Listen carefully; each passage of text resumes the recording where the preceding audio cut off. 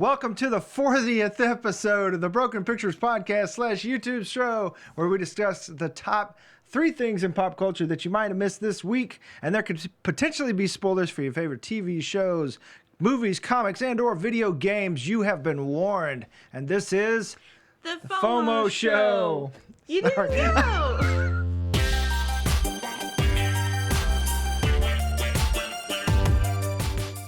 Hey nerds, this is Dylan. And I'm Lydia. And we just want to say thanks for joining us today. Whether you're new to the show or returning, or you're having to sit through our technical difficulties and all of those things, we're glad to have you along for the ride. And we hope that you'll join us live on YouTube every Tuesday, 10 a.m. Central Standard Time on YouTube.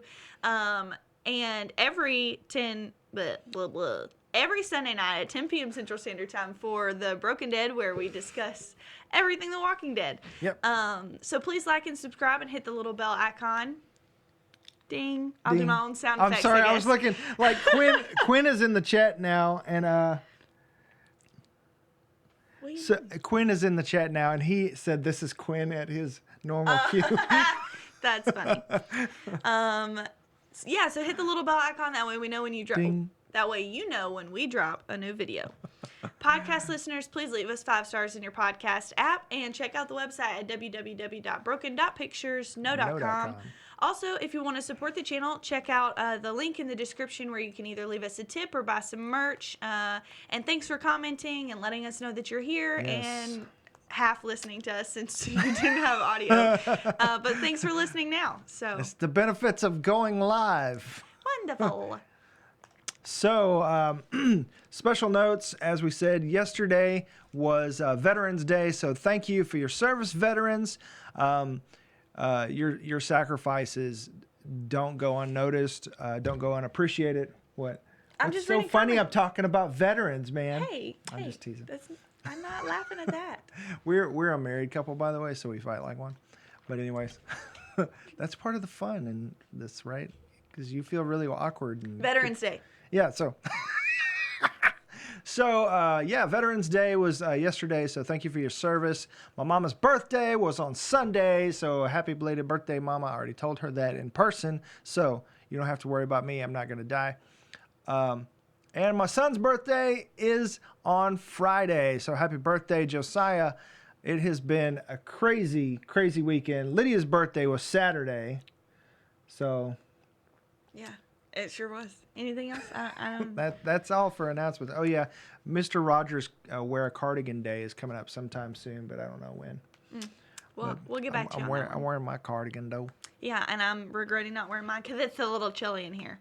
Yeah. It was 12 degrees this morning. Yeah. Welcome to Northwest Arkansas. No big deal. But, yeah. I hope you're not outside working, Quinn. Surely they wouldn't do that to him. Oh, they would. I've been there.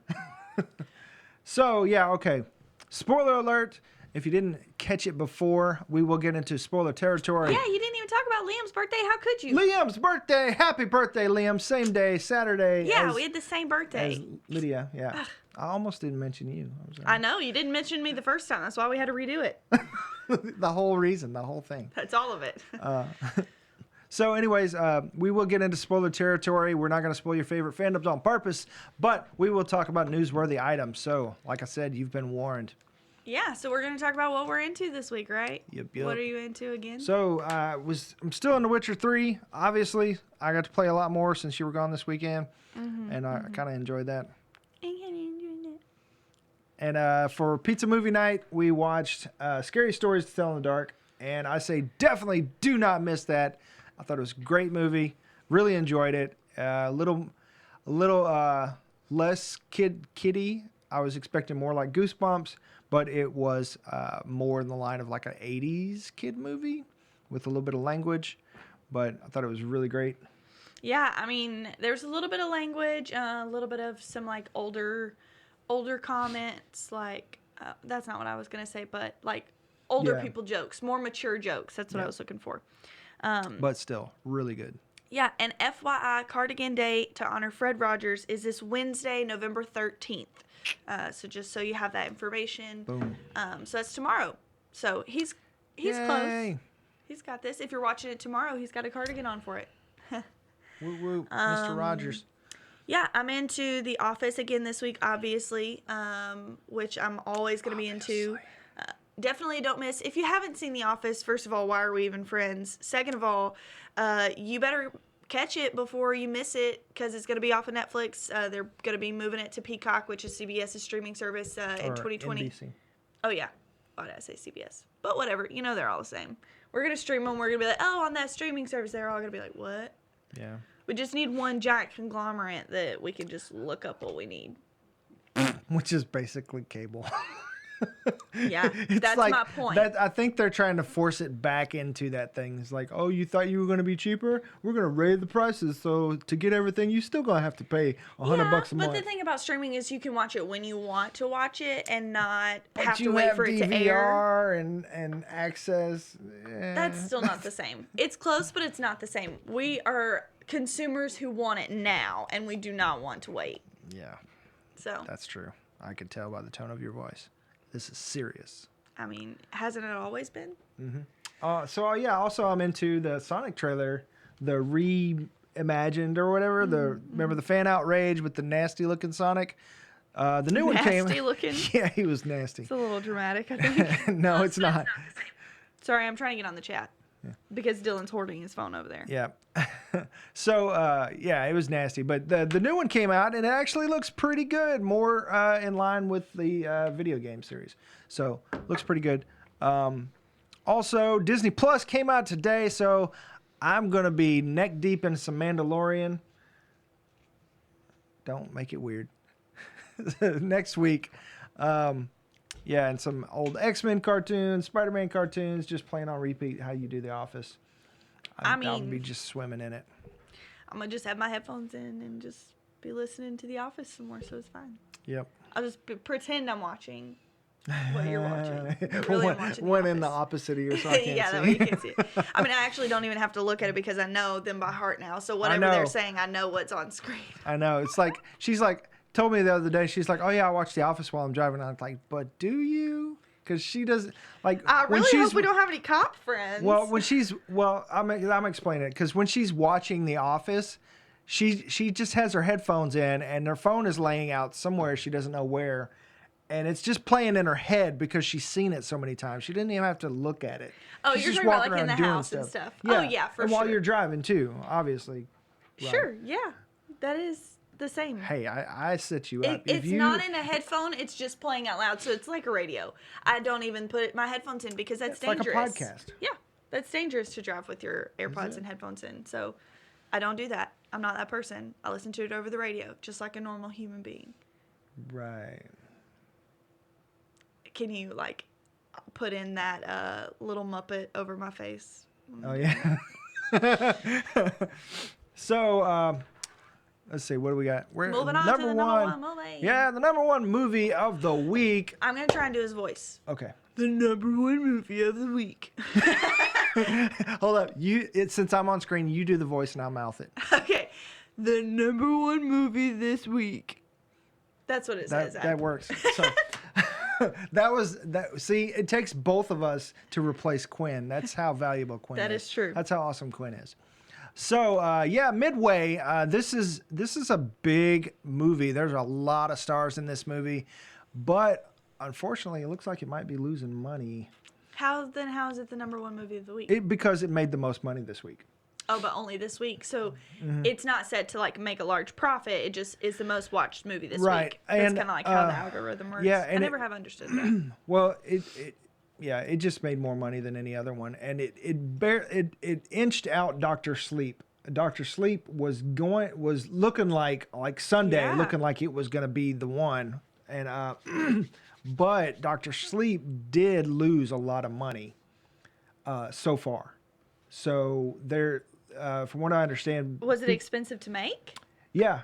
Oh. Yeah, and there's a lot invested in it, and it's one of the. From what I understand, though, everybody that has seen it has loved it, and it's of course it is the sequel to The Shining. Right. And but I don't necessarily think people like the casual viewer understands what The Shining is.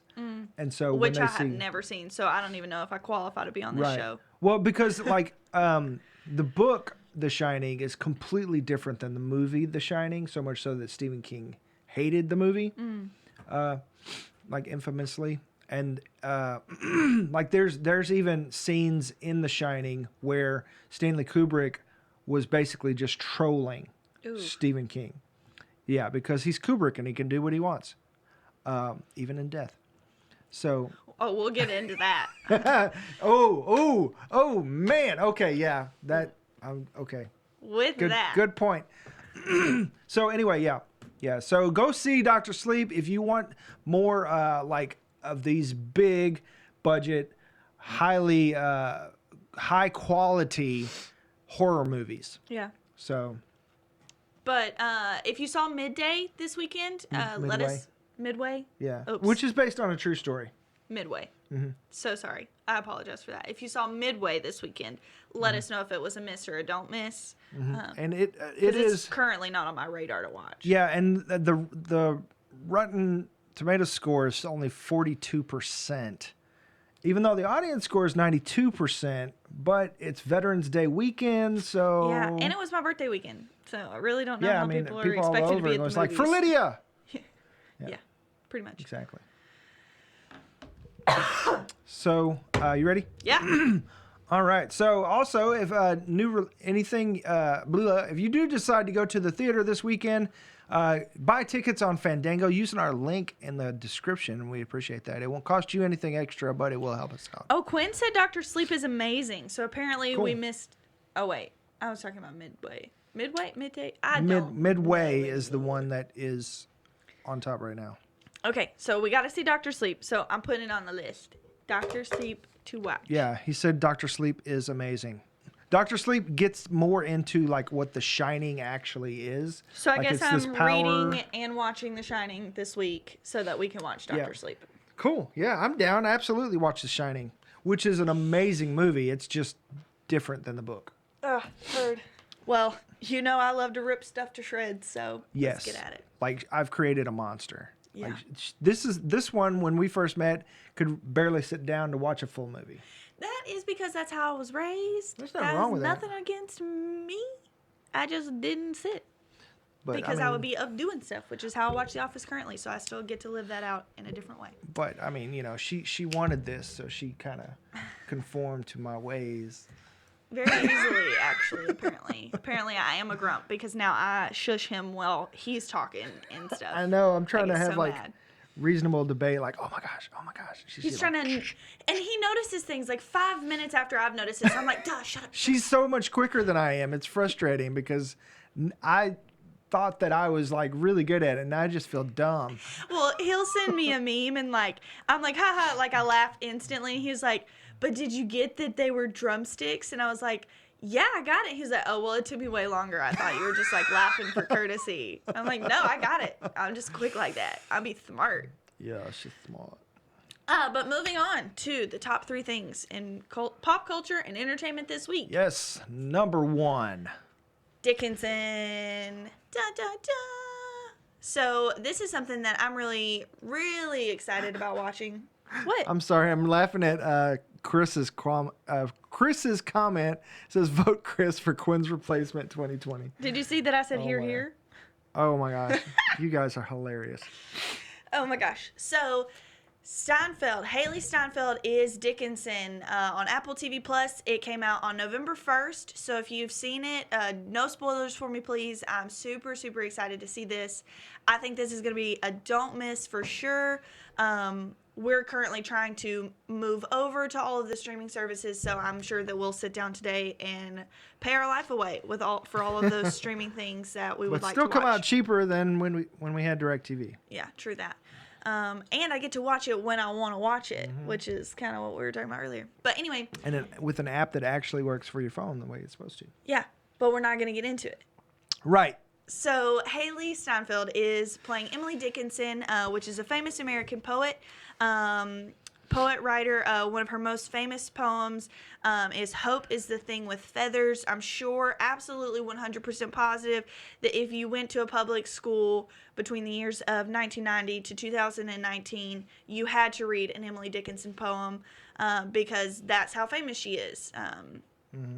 Almost more famous than like Edgar Allan Poe. Like, I never read an Edgar Allan Poe until after I'd read an Emily Dickinson. I was that before it was emo. It was called goth, and I wasn't like we don't I wasn't remember like that. full goth. But I mean, people have short memories. He said I wasn't full goth. He says with his With my gauges. Yeah, but I mean, no, I didn't do like eyeliner and a highlighted and all. streak in his hair. I did have a big white streak in my hair, and I had the highlights. And But all it that wasn't jazz. full goth. No, I wasn't full goth. I was just I dipped my toe. I in get it. Keep Anyways, yeah, and I love Edgar Allan Poe, and I've read most of his stuff. Yeah, so But I'm not really familiar with Emily Dickinson. I mean, I know of her, but I don't recall anything specifically she's written. So a lot of excerpts were in like textbooks when I remember being in school, and I know that we had to read multiple of her poems to analyze them because they're just drenched in symbolism, and she was way ahead of her time.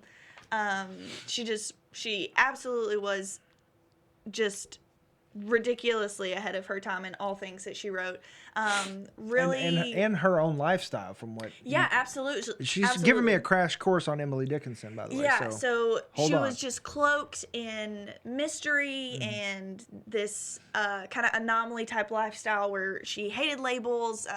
She completely did not want to conform to the natural way of society in the 19th century where men and women were totally treated differently. She wasn't allowed to vote, own land, anything like that. This is my version of 19th century clothing. Well, it's distracting. But so the series is forming around Emily Dickinson becoming Emily Dickinson. And so it seems super. I'm done. I'm gonna take a drink of water. I'll vamp while you do that. So these Apple TV Plus series. That's a mouthful. That's what she said. These series by Apple TV Plus are very, very artsy in nature. It seems like because I mean, Apple is kind of like branded itself as like the innovator for the artist person and all that kind of thing. Yeah. And so these shows, like for example, like C, and what's the other one? The about I don't know, but we're not getting about into Apple space.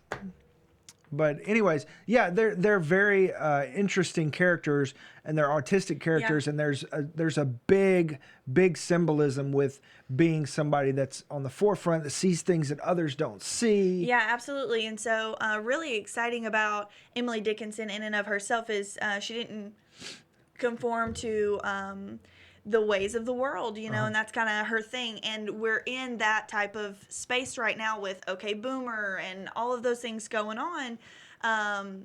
It's relevant, and that's what made Emily Dickinson transcend time, you know, and that's what makes this relevant. That's what makes it really exciting.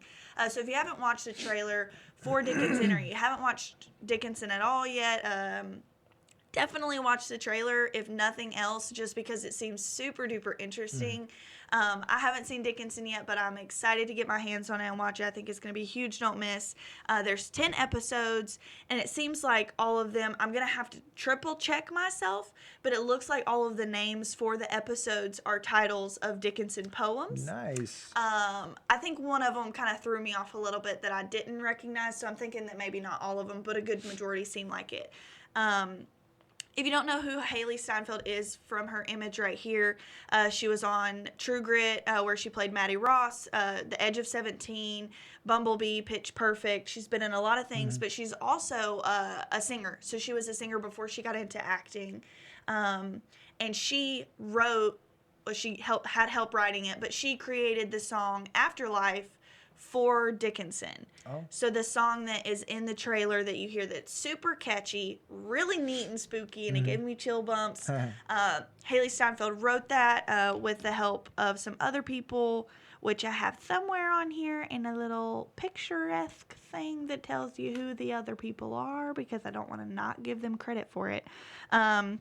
She co-wrote the track with Stargate, Kennedy Lycan, and KOZ. So it says, Hailee Steinfeld has released a new song, Afterlife, from her upcoming Apple TV series Dickinson. Sorry, I keep saying Apple TV, but it's Apple TV Plus, and I need to get it together. Yeah. The actress co-wrote the track with those taking inspiration from Emily Dickinson's life and poems. The song was co-produced by Stargate and KOZ on the haunting, buoyant pop song Steinfeld. I said Seinfeld.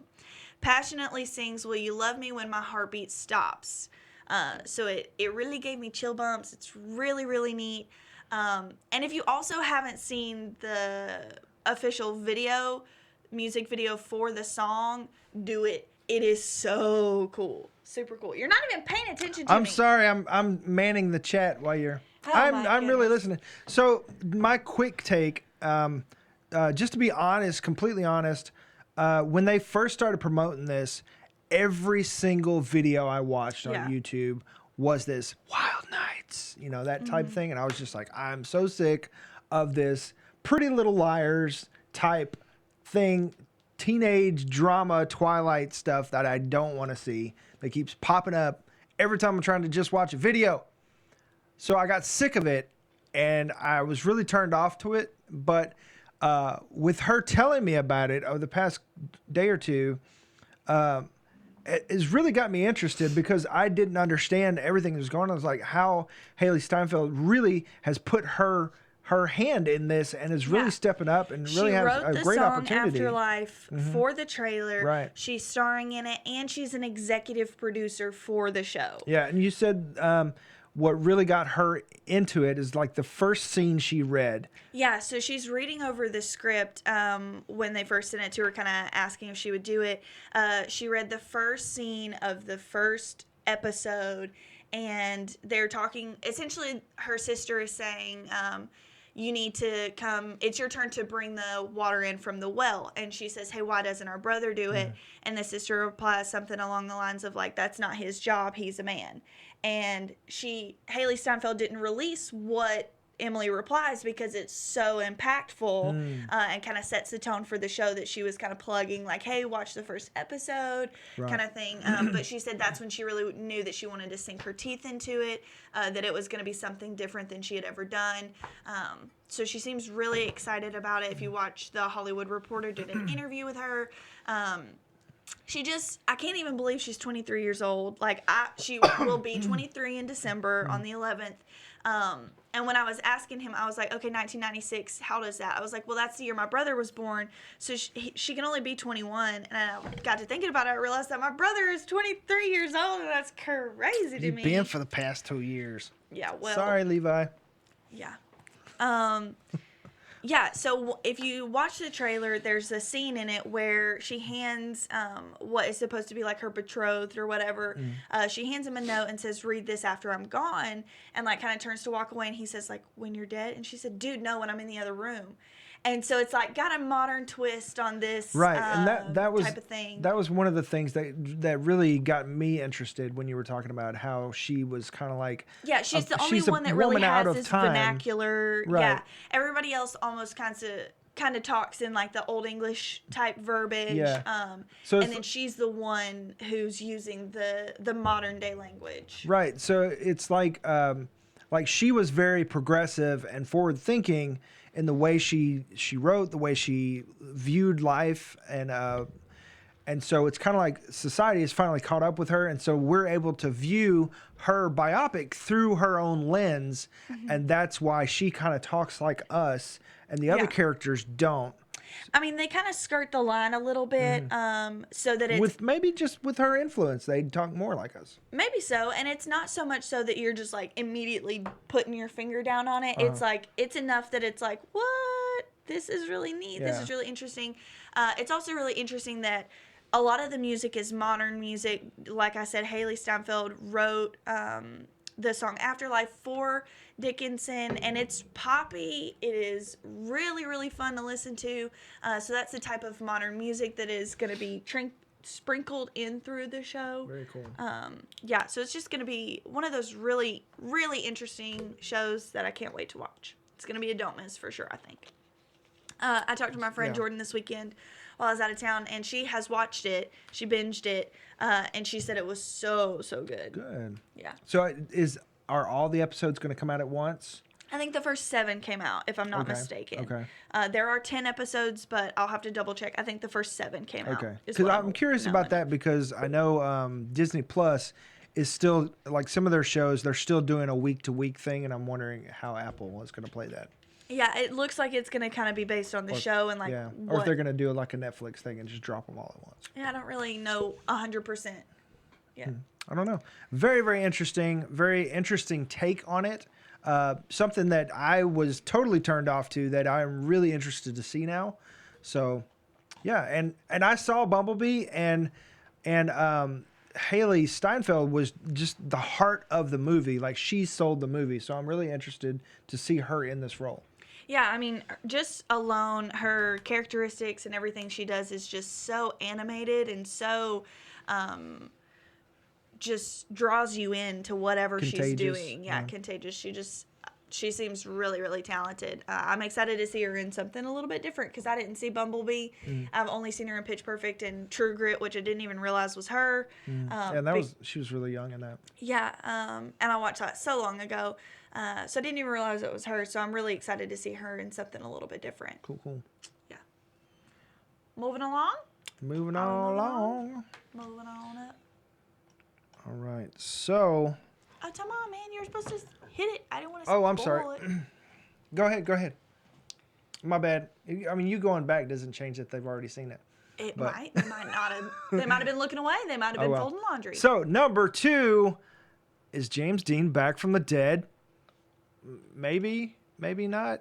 Kinda. But anyways, so most of you have probably, even especially if you're into film, you've probably seen the reports that there's a filmmaking duo that has a production company called Magic City. I'm looking for my notes, and they're right here in front of me. I was thinking, did I put them on my phone or whatever? So anyways, Magic City Films has decided to cast James Dean in their new film. And it's not what separates this from other appearances by dead celebrities is that it's not a film that is a continuing of something he's been in, or even an appearance of him as himself. This is James Dean playing, it's his 4th film. And I love James Dean. I've seen all 3 of his movies. I have them. Out of Eden, or East of Eden rather, is Out of Eden. That's a Dan Aykroyd. That one's really weird. And Rosie O'Donnell. So anyways, anyways, I'm not going to get into that one. So East of Eden is my favorite James Dean film. It's an amazing film. But I don't really want to see James Dean in another film. I mean, to me, this kind of seems like why did they make a sequel when the first one was untouchable? You know what I mean? Mm-hmm. But so there was obviously a lot of outrage about it because this is how they came about it. They said, we looked at hundreds of actors and nobody could get the range right and didn't have just the finesse that James Dean does. So we cast James Dean. And and then so everybody was like, what the hell? It's like, why? What is this? You know, like this isn't Carrie Fisher or even Mos Tarloff in Rogue One. Yeah. This is because those were established characters and they had signed up in their life to be in those films. Well, not necessarily in Rogue One, but in that series. And so yeah, exactly. Those were ongoing characters right. that you know needed to show up and needed to be there. But even like, for instance, like Pepsi commercials where Marilyn Monroe or James Dean shows up, like that, they're showing up as an icon. Right. You know what I mean? They're not, okay, this is James Dean playing Buddy Wilson or whatever, you know. So the film is called Finding Jack, and it's about the Vietnam War. So like it's a big cluster F, and so they're basically going to have one actor voice him, and then he's going to be CGI. So yeah, it's really weird. And you know full well that that's not going to work. Yeah. And so, like, just like their entire argument just falls apart. So, and it opens up a floodgate to a whole new discussion about other things that I'll get into in just a second. So, what they plan to do is basically what they're going to end up doing is having like the whole Andy Serkis thing with the actor with the dots all over his face, like doing a stand-in. Can you imagine being so untalented that you're playing the dots for a dead guy? Or could you imagine feeling so untalented that you auditioned for this role and lost to a guy that's like, been dead since 1955? But we will use your face. Yeah. No thanks for you and your acting skills and everything that you've done to get here, but we do want your face. Yeah. But I'm going to pay you half the money for it. Exactly. Yeah, because they're... and you're not going to get any credit. Yeah, well, I mean, they'll get like a, James Dean's body double or something crazy. But I mean, like, they don't even list that on IMDb. Like, you have to go, like, you have to search through the trenches for that kind of thing. Because you're not, and that's the other thing is that it's not even like starring James Dean. He's a co-star. Oh my gosh. Yeah. Oh my gosh. So they plan to use like old footage and photos to recreate him digitally, and so that also gets into another thing about. Okay, well, he was only in 3 films, and there's random footage out there, and you're talking like he died in 55. That's all going to have to be footage that has to be remastered because it was basically black and white. How are you going to have HDR 4K James Dean based on somebody else's body? I mean, look at this image. Like the highlights, like the tones are not correct. Of course, this is a poster image of Rebel Without a Cause. But, I mean, I don't know. I mean, I don't know what to say about this. So they're using old photos, old film. There's no way that they've got all of the facial expressions in only 3 films. Granted, Giant was one giant long film, but there's no way that they've got all the facial expressions they need. And they're going to have to recreate some. And that even gets into like, is this really even James Dean? Because at this point, no. Exactly. And so like, it's basically a cartoon. Yeah. It's a recreation. How many James Dean lookalikes are there out there though? Yeah. That's one place where their argument falls apart because, oh, well, nobody could handle the depth of this character as James Dean. You're not getting James Dean. You're paying for his face. Yeah. Okay?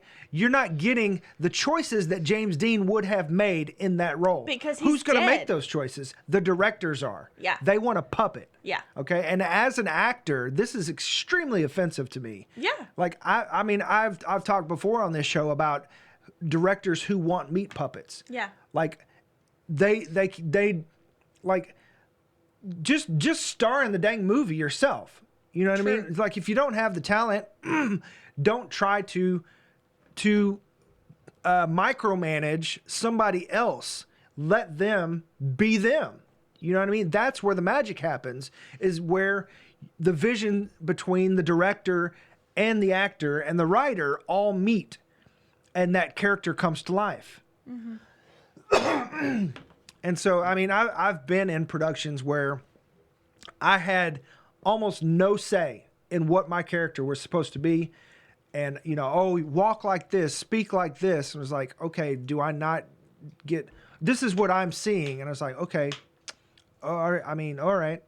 I don't get a say. I don't get an interpretation of the character that you cast me as. And there's a large debate whether or not, I mean, like, even that in of itself is touchy subjects, because you get into someone's creation. Yeah. They created this. They know the vision for it. They don't want you to take a spin on it because you didn't devote your life to this. Right. So, I mean, you can kind of get it, but at the same time, like, this movie isn't about James Dean. And that's the thing, is that this entire movie is going to be overshadowed by CGI James Dean. Can you imagine how expensive this is going to have to be? For real. And these aren't big time filmmakers. This isn't Steven Spielberg coming out and saying, you know what, I love James Dean and I needed him for my movie. Yeah, it's not a passion project. Yeah, exactly. I could understand it more if it was Scorsese, Spielberg, who, you know, some of these big established directors who probably have a legitimate story reason for him being there, other than, and these directors they claim that it was it was strictly for his acting skill alone. And, you know, they looked at all these other people. It's like, baloney. There's no way. You're not getting what you claim you're wanting from James Dean. You're not getting that because he is not alive to make those choices. His consciousness isn't uploaded into an AI somewhere. Like, what are you going to do? Feed an AI 3 of his movies? And a bunch of his quotes? I mean, there's almost 8 billion people on the planet and you couldn't find one. Exactly. It's putting people out of work, and also even with the digitization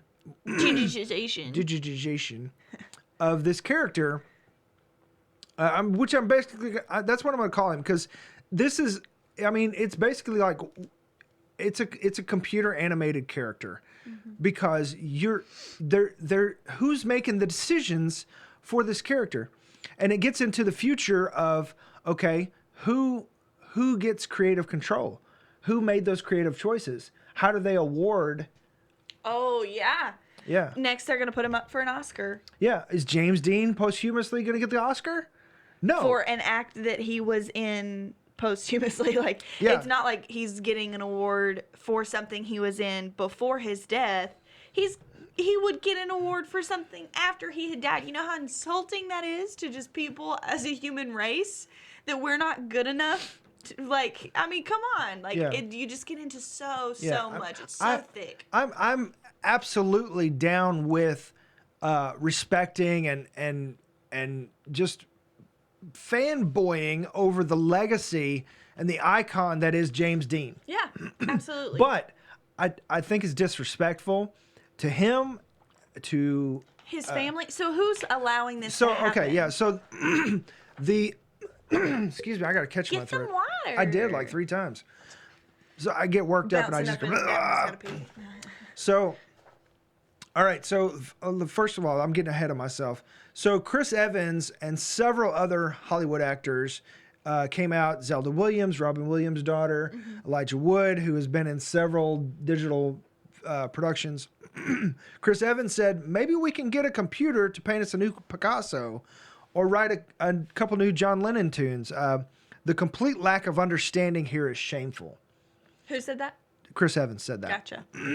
So then after this news came out and all the backlash, and of course there's few and far between people that's actually like, woo, a 4th James Dean film, you know, which is dumb. I'm sorry. It's just dumb.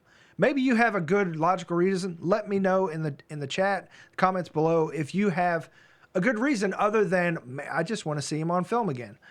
That's not a good enough reason in my point of view.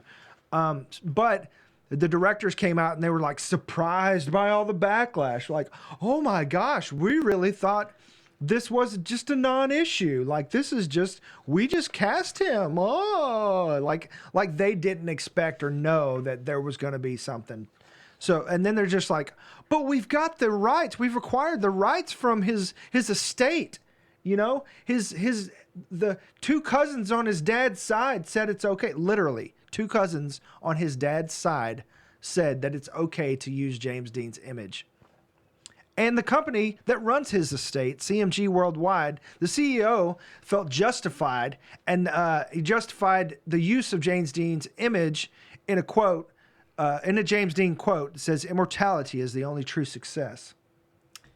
Yeah, completely twisting for dollars, because they also talked about wanting to bring back Christopher Reeves, several other dead celebrities, because they hold the estates to these that are dormant, and now they can start making money off of it if Warner Brothers decides, whoa, let's make a legacy Superman film with Christopher Reeves.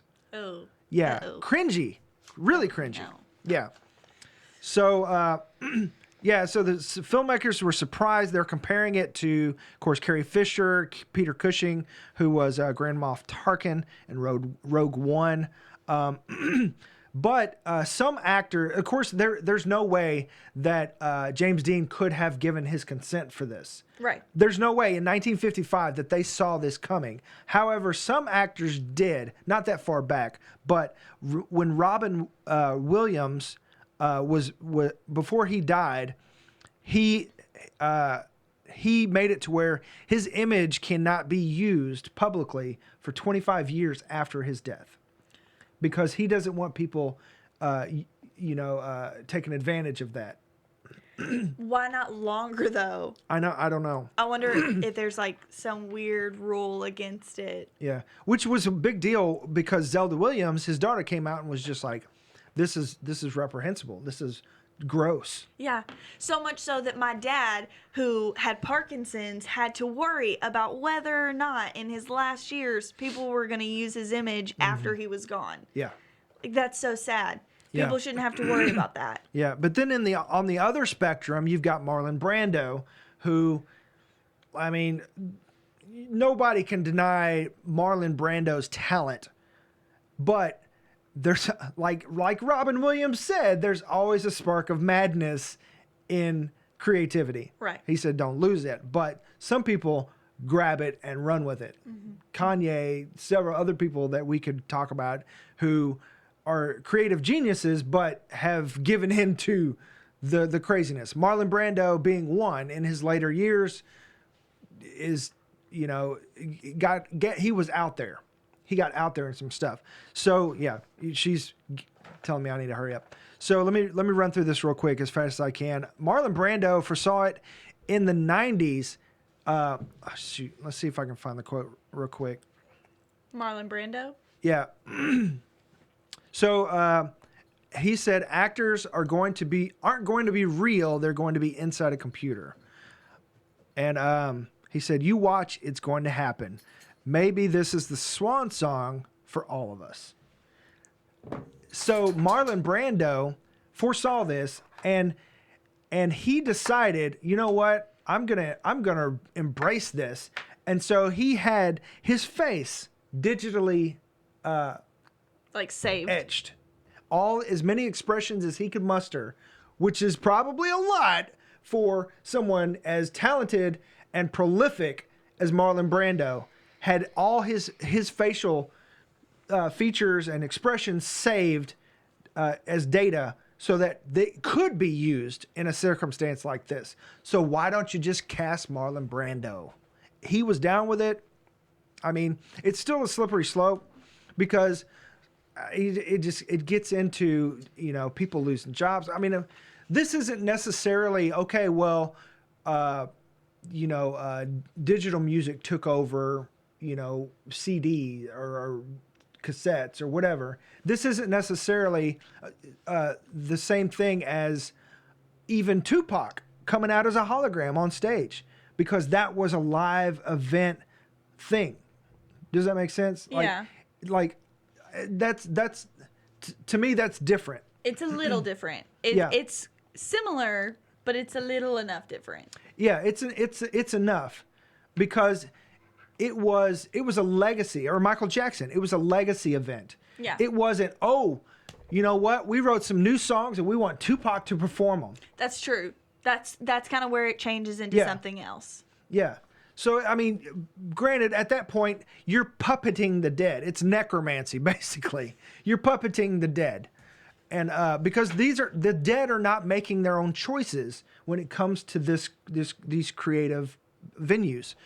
Even though Marlon Brando was fine with it, and maybe he did digitize some of his choices and what he would do, and he's got enough of a back catalog that maybe you could feed it to an AI and get some of the same types of choices or something like that. I don't know, but consent for this type of thing is moved to the forefront now. There's not going to be an actor that gets to a certain that is in film today that isn't going to have to think about this. You know, so yeah, that's that. You know, you're not going to have the makeup artist, you're not going to have the crafties have to actually feed and take care of a real person, an assistant, you know, all this stuff. It's all going to be in the computer. You've got a couple guys on the computer. I'm granted, it's probably just changing hands of the type of jobs, and they're more high-paid jobs probably. But still, this is, I think it's gross, personally. And just personally and as an actor, I think it's insulting. I mean, I think when you think about that he's been dead for 64 years, I mean, and he died so young, too. Like, he died unexpectedly. Yeah, it's like so young. What is it, the 27 Club or something like that? I think he was like 24. Oh, or the under 30 Club or whatever, like Janis Joplin, Yeah. Hendrix, all those. It just, you get into like, I mean, people that are related to James Dean, descendants of his family and things like that never even got to know him. And you're going to throw him in movies after he's dead. Yeah, for money. It just isn't right. Yeah, because it's like, I mean, are you not making enough off of the icon memorabilia and the movies that and like their excuse is like, oh, we're introducing a whole new generation to James Dean films. Like, baloney. You haven't even remastered the old ones. Yeah, they have. Nobody has forgotten about James Dean. Nobody has forgotten about James Dean. Well, I mean, I can see how, like, they're thinking that people have. Like, I mean, you probably do, like, an actual Gen Z study, and they probably don't really know who James Dean is. Well, because they're young. But, I mean, anybody that gets older and gets familiar with the world around them is going to come across James Dean and be introduced to his anybody. I mean, Marilyn Monroe, James Dean, the same boat. Like, these, you can't go through American life without running into this. But I mean I'm Gen X, so maybe that's just, maybe I'm outdated on that, but that's my perspective. That's what I think about it. I mean, I can see how their argument is thinking that it would introduce a different generation to James Dean, because I don't necessarily agree with the fact that everyone is going to run across James Dean if they don't have situations like this. I mean, I think that I don't know if I would have seen a James Dean movie if you showed me my first James Dean movie. Yes, granted, I know the name James Dean, but I wasn't going to sit down and watch a James Dean movie, one, because they're just so freaking long. Well, Giant was freaking long because it was like an epic. Are. We watched East of Eden, and it's well, long. Yeah, that's true. And they're slow. Like, they're not attractive to generations that don't know how to sit down. We already don't know how to sit down and watch movies. Yeah. It's not common for us. So I can see how their motivation would be to do that, but this is the wrong way to do it.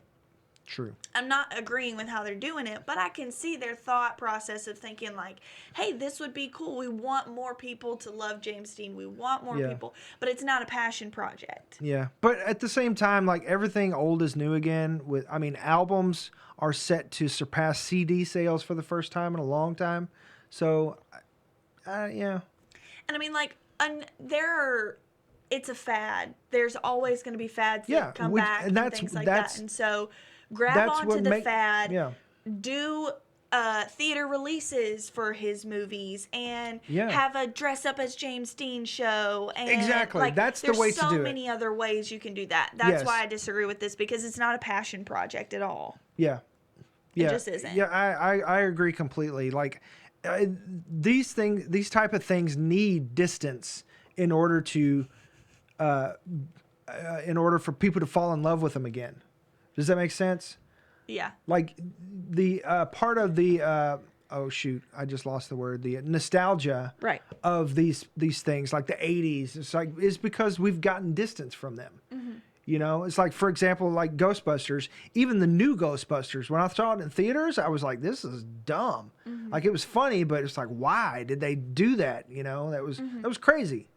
And, But you know, when you get to sit down and you watch Yeah, Stranger and Things with your kids and like, Well- that's a totally different thing. yeah, exactly. But even that recent Ghostbusters movie, that's a couple years removed now. Like, I appreciate it in a new light. It's like, I love that movie. I think it's a great movie, you know, because I see it apart from the you know, the politics or whatever that was surrounded in the controversy. Yeah. But I think the longer I if have they away c- from it, the more I yeah, dislike and it. this could be one of those things with this where they're just going to go ahead and do it anyway, no matter what's going on, and in 20 years it'll just be acceptable. I really hope not. You know, I mean, my kids, I mean, kids are growing up in a digital age now, you know, where actors are the That stars doesn't of video change games. whether or not it's wrong, though. Just because the times are You're changing right. and things are growing up, that I agree. doesn't change I that you're agree. trying to bring somebody back from the dead. Yeah. Like that's if you want to just cut it black and white, Mm-hmm. you are trying to bring someone back from the dead, Necromancy. which is vampires, but that's fine. Are we ready to move on to number Zombies. 3? Yes.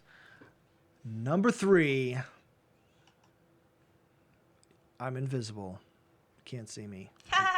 John Cena as the Invisible. No, I'm just kidding. So, with the help of horror heavyweight is it Blumhouse? Have we I decided? think I don't know. I always say Blumhouse. Blumhouse. Universal Studios is possibly rebooting their dark universe with the new trailer for The Invisible Man.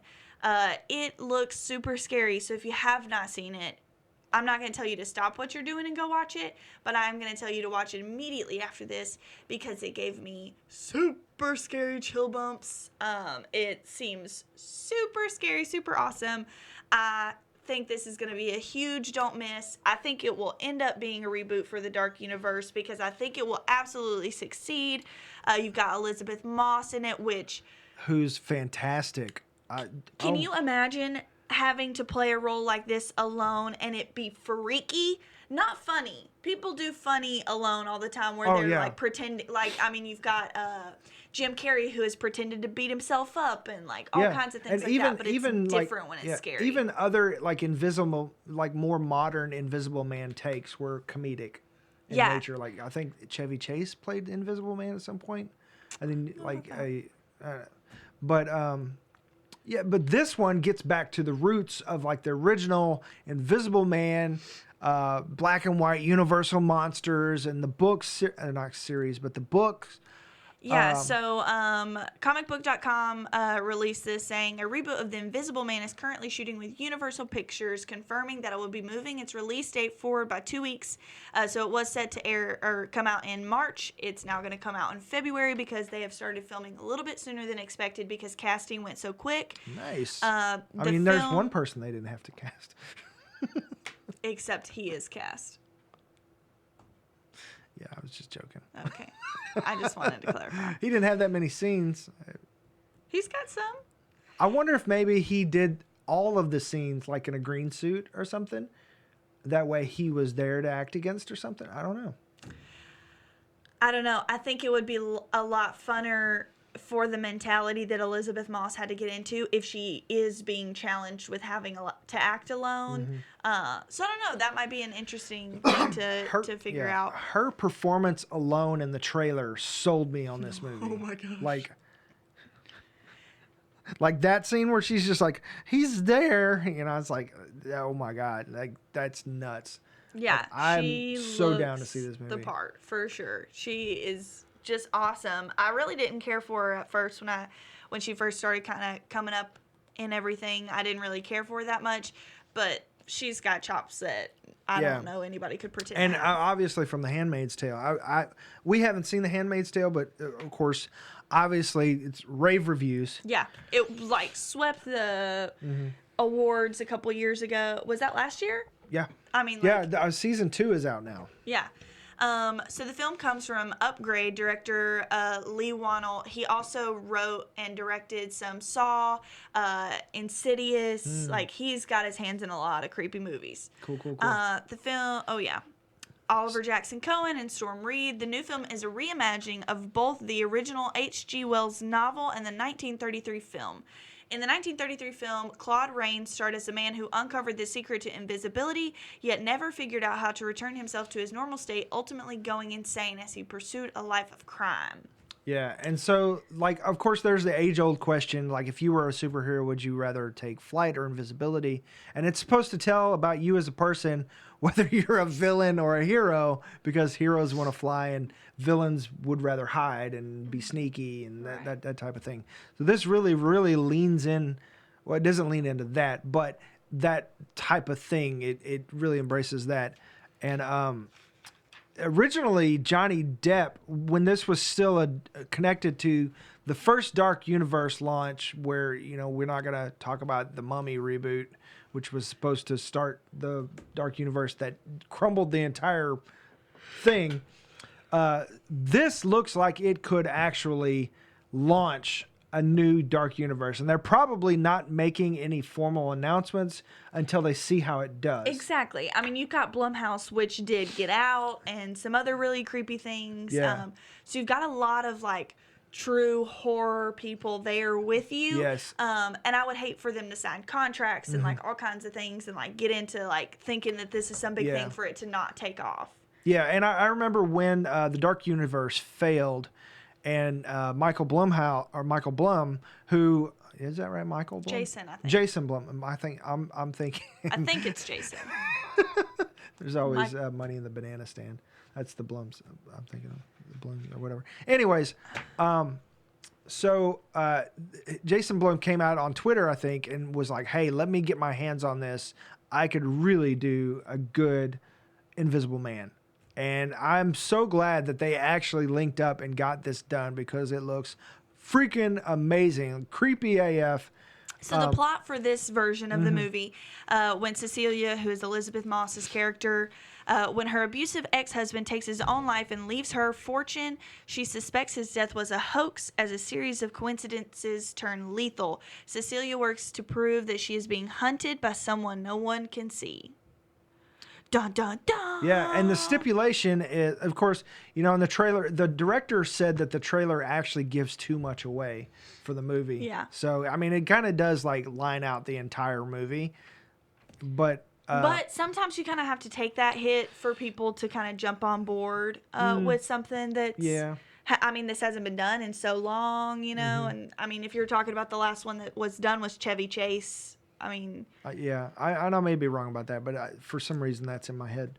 I'm going to find out. You keep talking. Or even like, especially, it's like, oh, this is... If people get an inkling that this might be connected still to the Mummy, the Tom Cruise Mummy, then they're going to write it off. And so you kind of want... You want to, you know, get yourself out there, put your best foot forward.